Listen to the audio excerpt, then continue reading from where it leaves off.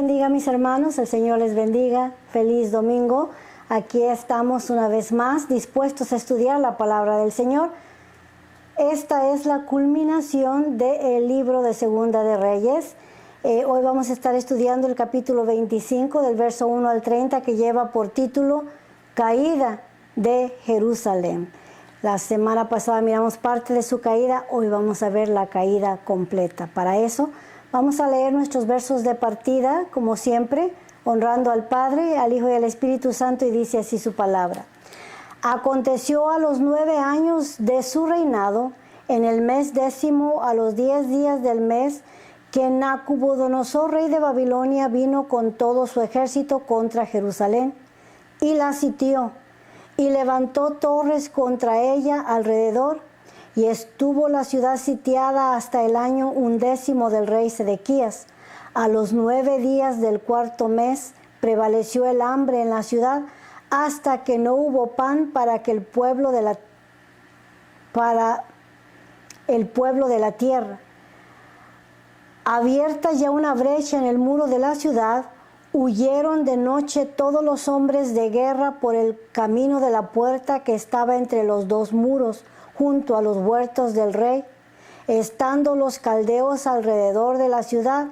Y el rey se fue por el camino del Araba, y el ejército de los caldeos siguió al rey y lo apresó en las llanuras del Jericó, habiendo sido dispersado todo su pueblo. Preso pues el rey, le trajeron al rey de Babilonia en Ribla, y pronunciaron contra él sentencia, y degollaron a los hijos de Sedequías en presencia suya, y a Sedequías le sacaron los ojos, y atado con cadenas lo llevaron a Babilonia. Oremos. Padre que estás en gloria, maravilloso Dios, aquí estamos una vez más delante de tu soberana presencia con un corazón extremadamente agradecido. Gracias te damos, Señor, por tu bondad, tu amor, tu misericordia, Señor del cielo, que nos ha alcanzado y nos ha bendecido. Gracias, Señor del cielo, porque nos has lavado de nuestros pecados, precioso Dios. Gracias por la vida eterna, maravilloso Dios. Gracias, Señor del cielo, por tu palabra, Señor amado, que es una lámpara que dirige nuestro camino, maravilloso Dios. Síguenos alumbrando, síguenos ayudando, Señor del cielo, a caminar por el buen camino, por donde debemos de andar, maravilloso Dios. En esta hora pedimos que tu Santo Espíritu, Señor del cielo, tome control de esta enseñanza desde principio a fin y nos enseñe tu palabra. Todo esto lo pedimos en el nombre poderoso y santo de Jesucristo nuestro Señor, y todos decimos amén, gloria al Señor. Hemos estado estudiando el libro de Segunda de Reyes y hemos estado hablando de pecados repetitivos que la nación de Israel ha estado cometiendo, pecados por los cuales ha venido la destrucción sobre esta nación. Primeramente estudiamos que cayó el reino del norte, fue llevado cautivo por los asirios y esparcido por toda la tierra. Ahora viene Nabucodonosor, un instrumento que Dios preparó para traer juicio sobre Judá a causa de los pecados que le copiaron también a las naciones paganas y a las tribus del norte. Gloria al Señor. Ahora, todo esto ocurrió por consentir el pecado, ¿verdad? Dice la palabra del Señor que la poca levadura leuda toda la masa. Los reyes primeros, gloria al Señor,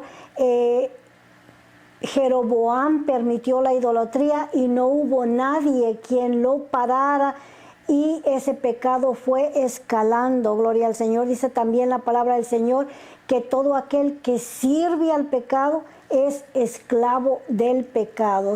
Ellos perdieron su libertad, primeramente espiritual, haciéndose esclavos del pecado, y a causa de ese pecado ahora se harían esclavos de otras naciones. Gloria al Señor.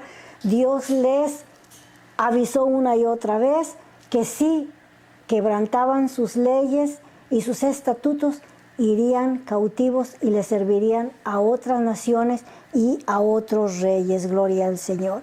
Ahora, Dios nunca les tapó sus defectos ni sus pecados. Habló de los pecados que la nación estaba cometiendo, y a causa de estos pecados fue que la nación cayó. Dijimos que comenzaron con idolatría, que escaló a fornicación, después sacrificios humanos, orgías, pornografía, hechicería, adoración al zodiaco, consultar a los muertos, lo cual todo esto constituye ocultismo. Todo este tipo de prácticas, entre otros pecados, fueron los que llevó a esta nación a su fin. Ahora serán llevados cautivos por el rey de Babilonia. Tengamos cuidado con la tolerancia, porque el pecado, ¿verdad?, no te destruye de un día para el otro, sino que esto es progresivo, poquito por poquito. Lo hemos estado estudiando en este libro. Hemos visto cómo poco a poco el pecado ha ido escalando hasta llevarlos a la destrucción. Ahora la ciudad está casi desolada. Nabucodonosor en su primer cautiverio se llevó a lo mejorcito de la nación, se llevó a los príncipes y a todos los hombres diestros para trabajar. Ahora regresa a causa de la rebelión de Sedequías para llevar al resto del pueblo cautivo. Dice, aconteció a los 9 años de su reinado, en el mes 10º, a los 10 días del mes, que Nabucodonosor, rey de Babilonia, vino contra todo su ejército, contra Jerusalén, y la sitió y levantó torres contra ella alrededor. Dijimos que esta era su segunda invasión. Sedequías no tenía ejército, ya se habían llevado 7,000 de ellos anteriormente. De cualquier manera se rebeló contra el rey, creyó que Egipto iba a venir en su ayuda, y Egipto nunca se presentó a ayudarle. Ahora dijimos que este mal que les venía era de parte de Dios, era ya inevitable y era a causa de sus pecados. Verso 2 dice, y estuvo la ciudad sitiada hasta el año 11 del rey Sedequías. A los 9 días del 4º mes prevaleció el hambre en la ciudad, hasta que no hubo pan para el pueblo de la tierra. A este punto habían pasado 6 meses del sitio, por lo cual el hambre se había multiplicado sobre la ciudad de Jerusalén, algo parecido, ¿verdad?, a lo que ocurrió cuando Samaria fue sitiada por los asirios. Ahora el estudiador Josefo nos habla de esta terrible hambruna que ocurrió también ahí en Jerusalén, cosa que no fue fácil para esta ciudad. Ahora, verso dice 4, abierta ya una brecha en el muro, ya les habían tumbado su buen pedazo en la ciudad, huyeron de noche todos los hombres de guerra por el camino de la puerta que estaba entre los 2 muros, junto a los huertos del rey, y estando los caldeos alrededor de la ciudad, y el rey se fue por el camino de Araba. La situación era desesperante, era difícil, no había que comer y estaban sitiados. Ahora, a este tiempo ya Jeremías les estaba profetizando que lo mejor para ellos era que se rindieran. Pero Ezequías no escogió rendirse, sino que escogió escaparse junto con los últimos hombres que le quedaban del ejército. Pero miramos que cada uno es sálvese quien pueda, escápese por su vida. Unos se van por un lado y otros escapan por otros, por ese agujero por donde el muro ya había sido abierto. Y el ejército de los caldeos siguió al rey y lo apresó en las llanuras de Jericó, habiendo sido dispersado todo ese ejército. El ejército no iba para pelear por su rey Sedequías. Ellos iban huyendo también para escaparse de ir cautivos a manos de Nabucodonosor. Ahora dice, verso 6, preso, pues el rey, le trajeron al rey de Babilonia en Ribla y pronunciaron contra él sentencia.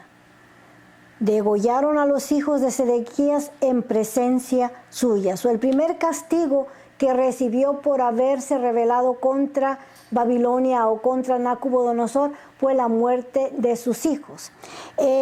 Leímos, ¿verdad?, que de 21 años Nabucodonosor lo puso en el trono. Han pasado 10 años, leímos al principio de su reinado 9 meses, 10 meses, más el siteo, ya estamos hablando de otros 6 meses, han pasado 10 años. A esta etapa de su vida tiene 31 años, sus hijos apenas son unos adolescentes. Y posiblemente, ¿verdad?, teniendo muchas mujeres, pues llevaba un gran número de hijos, pues todos ellos fueron degollados en su presencia. Esta fue la primer sentencia que recibió, algo terrible, tuvo que presenciar la muerte de cada uno de sus hijos. Ahora, segundo juicio, dice aquí, y a Sedequías le sacaron los ojos.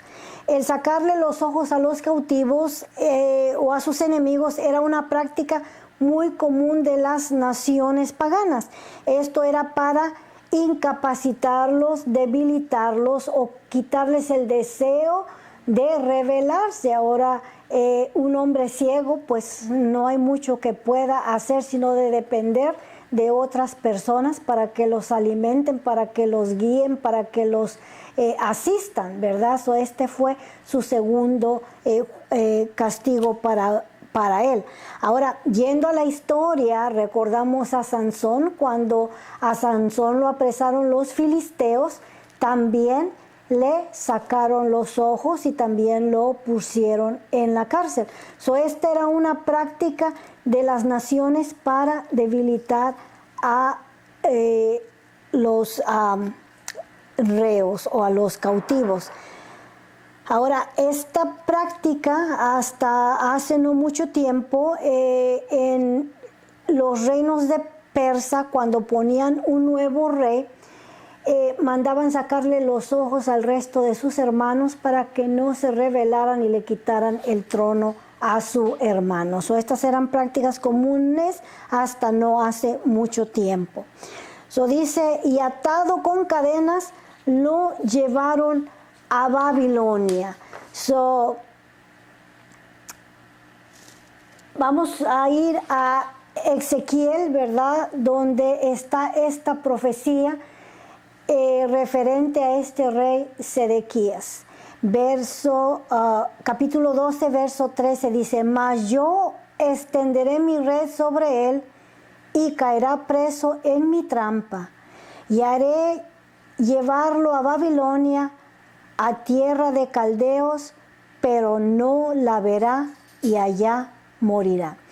Este es Ezequiel dando esta profecía acerca de este rey Sedequías, y es una interesante profecía porque nosotros estamos leyendo aquí que esta fue la manera en la que murió. Fue llevado cautivo, llegó a Babilonia. Babilonia era la potencia mundial más grande de esos tiempos, era la gloria del mundo, ¿verdad? Hablamos también de los jardines colgantes de Babilonia, de las que fue una de las 7 maravillas del mundo. Era algo espectacular ir a Babilonia y observar Babilonia. Él fue a Babilonia, pero como le habían sacado los ojos, no pudo contemplar esa ciudad. Se cumplió así la palabra, la profética que había hablado Ezequiel. Ahora vamos a empezar a poner a Daniel, a Ezequiel, a Jeremías y todos estos profetas en estos tiempos en los cuales están al fin del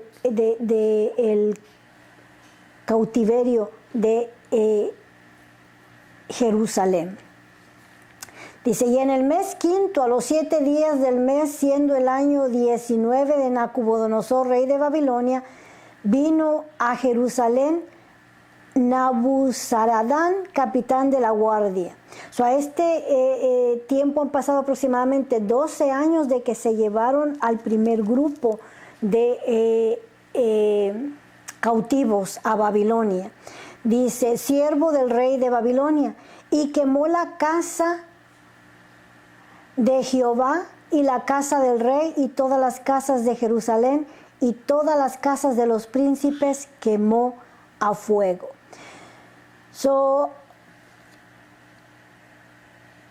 Hasta este día, ¿verdad? Si usted quiere visitar Israel y si va al monte de Ofel o de Ofelia, ahí encontrará todavía que le enseñan a los turistas estas casas, cómo quedaron las cenizas todavía quemadas, y se refieren a estas casas de los príncipes, a la casa de los reyes, y también el templo de Dios fue quemado en este segundo sitio de Nabucodonosor a Jerusalén. En sí quemaron todo lo que tenía valor. Si Sedequías no se hubiera revelado, todas estas cosas o casas hubieran quedado todavía de pie, mas por su rebelión todo esto fue saqueado y fue quemado. Dice, y todo el ejército de los caldeos estaba con el capitán de la guardia, derribó los muros alrededor de Jerusalén, y a los del pueblo que habían quedado en la ciudad, a los que habían pasado al rey de Babilonia, y a los que habían quedado de la gente común, los llevó cautivos Nabuzaradán, capitán de la guardia. En pocas palabras, la ciudad fue saqueada e iba a estar en este estado por 70 años, ¿verdad? Miramos que todo quedó derribado, quemado, aún los muros de la ciudad fueron derribados. Más adelante vamos a mirar a Nehemías y a Esdras que regresan, ¿verdad?, a reconstruir el templo. Ya vamos a poniendo en la historia más o menos cómo es que vino la destrucción de Israel y cómo es que van a regresar de nuevo por promesa de Dios. Mas de los pobres de la tierra dejó Nabuzaradán, capitán de la guardia, para que labrasen la viña y la tierra. La tierra de Israel, la tierra de Jerusalén, tierra productiva, dejaron a los pobres para que siguieran labrando las viñas, y Babilonia iba simple y sencillamente venir a cosechar lo que ellos colectaran de aquel lugar. Dice, y quebraron los caldeos las columnas de bronce que estaban en la casa de Jehová, y las basas, y el mar de bronce que estaba en la casa de Jehová, de 15 pies de grande, y llevaron el bronce a Babilonia. Llevaron también los caldeos las paletas, las despabiladeras, los cucharones y todos los utensilios de bronce con que ministraban, incensarios, cuencos, los de oro en oro y los de plata en plata. Todo lo llevó el capitán de la guardia. Las 2 columnas, un mar y las basas que Salomón había hecho para la casa de Jehová. No fue posible pesar todo esto. La altura de una columna era de 18 codos y tenía encima un capitel de bronce. La altura del capitel era de 3 codos y sobre el capitel había una red y granadas alrededor, todo de bronce, e igual labor había en otra columna con su red. No dejaron nada de valor, todo lo de oro, todo lo de plata, todo lo de bronce, se lo llevaron. En pocas palabras, perdieron el cálculo, no había manera de pesar y de saber cuánto material valioso se llevaron de la ciudad de Jerusalén. Todo lo que Salomón había hecho, ese glorioso, precioso templo forrado de oro, quedó deshecho a causa del sitio de Nabucodonosor a Jerusalén. Gloria al Señor. Ahora vamos a ver que se llevaron todos los utensilios de la casa de los príncipes de oro, de bronce, y más adelante en la historia, en la caída de Babilonia, vamos a mirar cuando Belsasar, el nieto de Nabucodonosor, se encontraba haciendo banquete con los príncipes de la tierra. Tenían meses de reventón y estando ahí aburridos, ya no sabían más qué hacer. Belsasar mandó a sus criados a que trajeran estos utensilios de oro y de plata que se habían llevado de la casa de Dios o de Jerusalén, para profanarlos, ¿verdad? Comenzaron a beber vino, a emborracharse en ellos, y fue entonces cuando aparece la mano en la pared, Mene, Mene, Tecul, Uparsin, pero esto lo vamos a ver más adelante, solamente es para que usted mire, ¿verdad? ¿Por qué los utensilios estaban allá en Babilonia y por qué los usurpó Belsasar? ¿Por qué? Porque habían sido llevados por Nabucodonosor a Babilonia.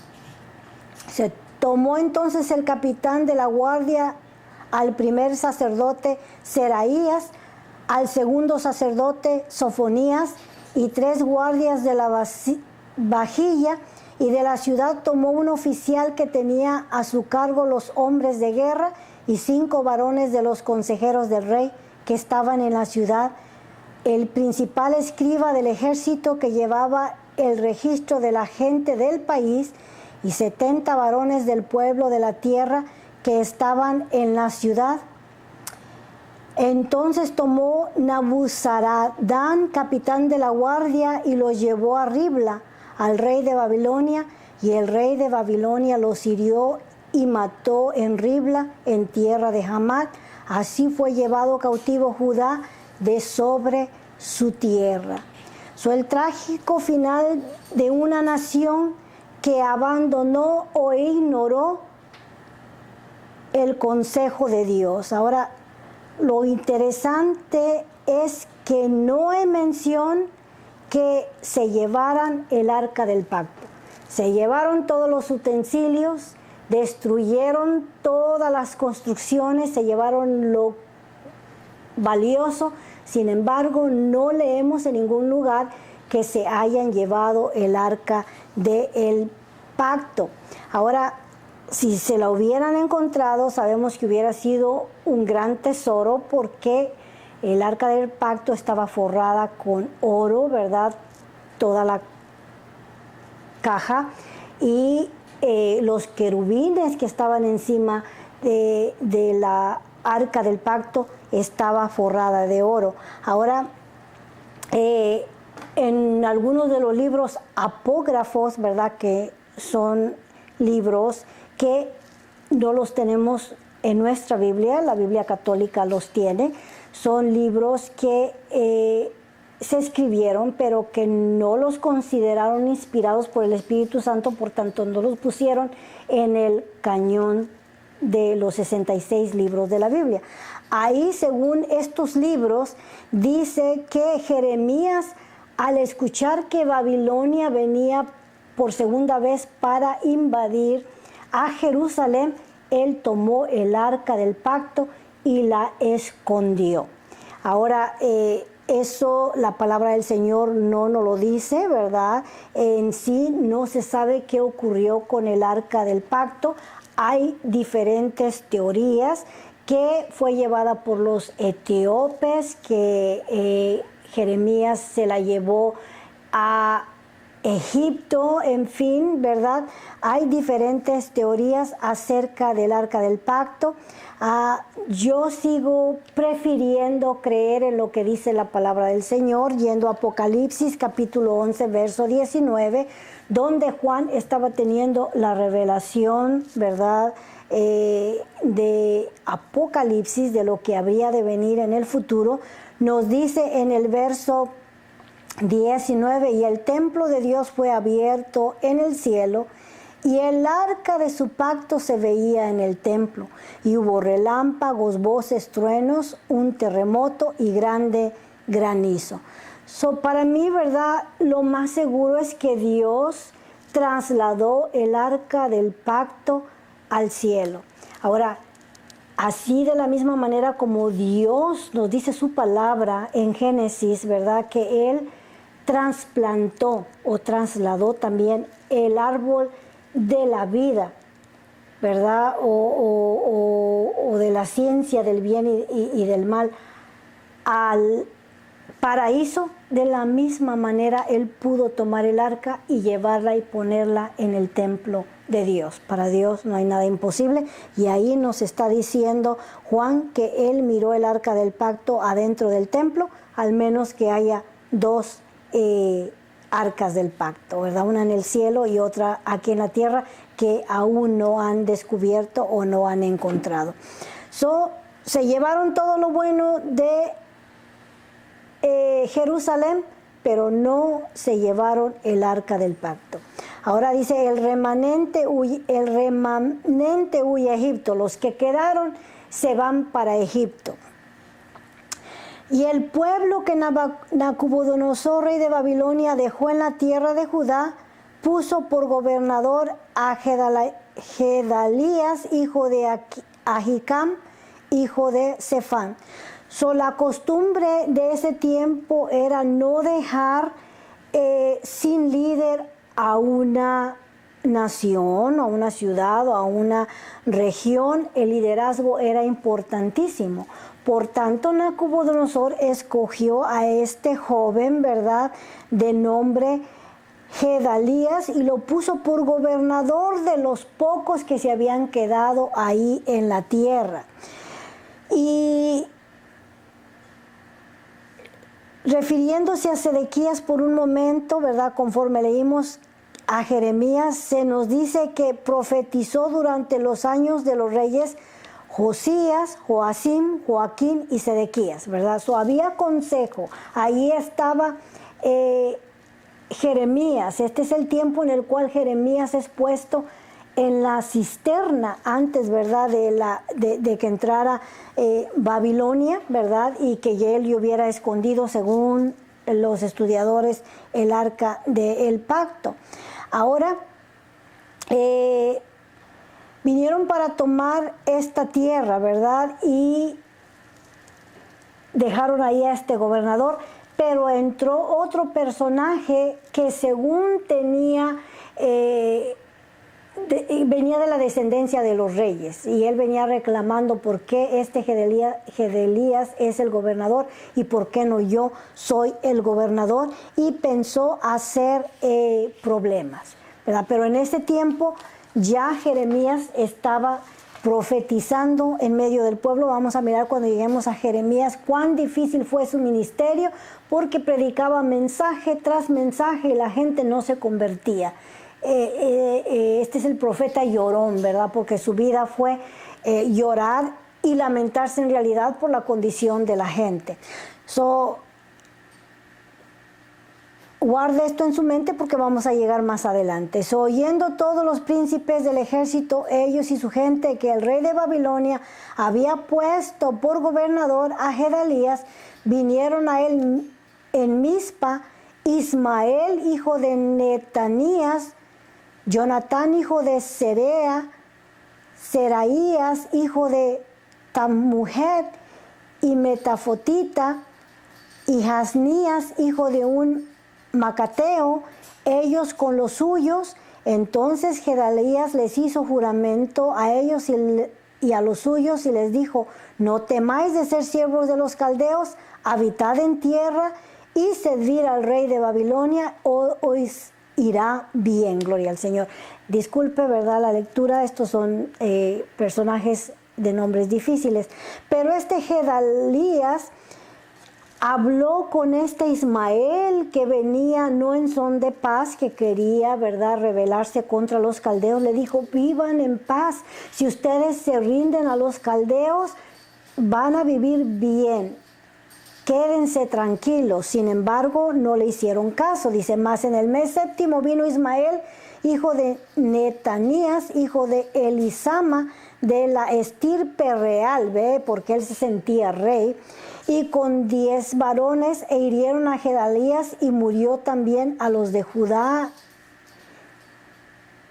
Dice: e hirieron a Gedalías y murió, y también a los de Judá y a los caldeos que estaban con él en Mizpa, y levantándose todo el pueblo, desde el menor hasta el mayor, con los capitanes del ejército, se fueron a Egipto por temor de los caldeos. Ellos eran inocentes, no tenían culpa. Fue este Ismael el que vino y mató al gobernador junto con los caldeos, ¿verdad?, que ahí había puesto Nabucodonosor. O sea, cuando Nabucodonosor escuchara lo que había hecho este tal Ismael, ¿verdad?, con sus caldeos, iba a matar al resto del pueblo de Jerusalén, los pobres que habían quedado ahí en la tierra. Por tanto, cuando Ismael hizo esa atrocidad, se levantaron y se fueron para Egipto. Escogieron mal, ¿verdad? Porque Dios les había dicho que el pueblo de Israel jamás debía de regresar a Egipto, de donde Dios los había sacado con mano dura y poderosa. Gloria al Señor. Eso dice el verso 27, aconteció a los 37 años del cautiverio de Joaquín, rey de Judá. Ahora regresamos y nos acordamos que este Joaquín es Jeconías o Conías, ¿verdad? A solamente había reinado por 3 meses y Nabucodonosor se lo llevó preso a Babilonia. Entrando una nueva administración o un nuevo rey, le dan la libertad a Joaquín, rey de Judá.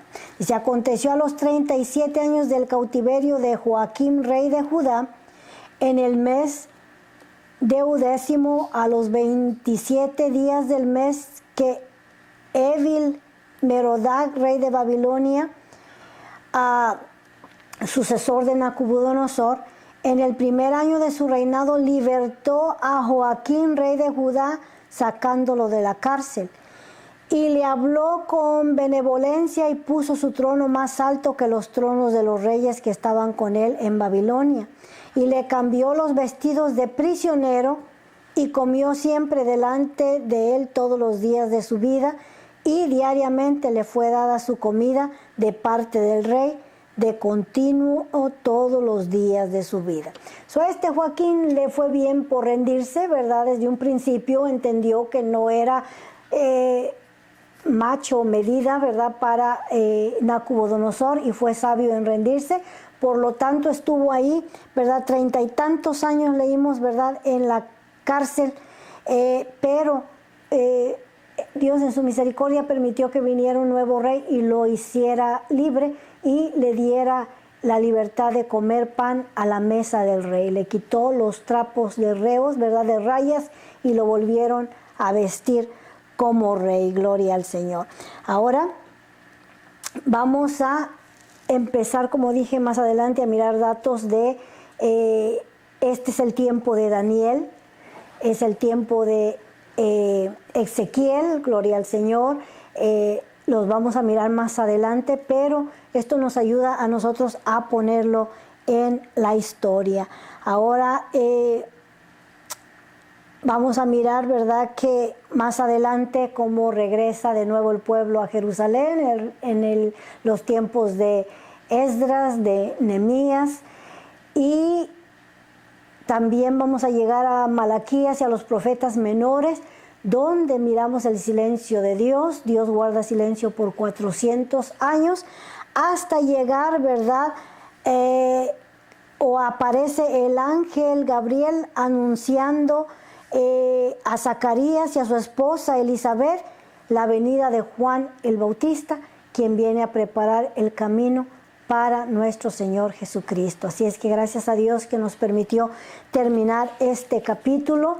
Enseñanza para nosotros, gloria al Señor. Dice, hagamos morir lo terrenal en nosotros, en nuestra carne, en nuestro cuerpo. Porque si le toleramos el pecado a nuestra carne se va a voltear y nos va a hacer esclavos de nuevo. Así como le ocurrió a Israel. Fuimos viendo su historial, ¿verdad? Cómo el Señor lo libertaba en el libro de los jueces. Ahora los miramos en los reyes, cómo fueron cayendo, dejaron que el pecado los tomara y los llevara a la esclavitud y al cautiverio. Así es que le damos gracias al Señor porque ya culminamos este libro, Segunda de Reyes, y que el Señor nos permita continuar estudiando así sencillamente, pero fielmente, su palabra. Oremos para ser despedidos. Padre que estás en gloria, precioso Dios, agradecemos tu bondad, Señor. Declaramos que tú eres el hacedor de maravillas, el grande, el poderoso, el fuerte, el alto, el sublime, el único, el merecedor de toda honra y de toda gloria.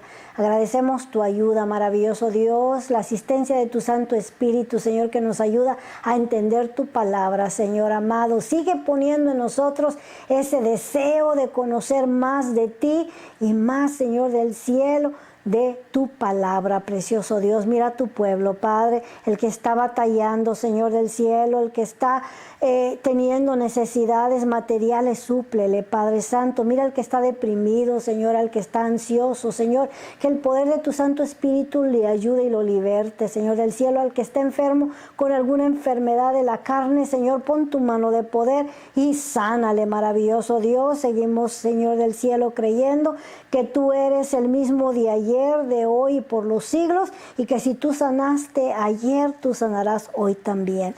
Todo esto lo pedimos en el poderoso y santo nombre de Jesucristo nuestro Señor. Hermanos, que el Señor les bendiga y les regale otra excelente semana.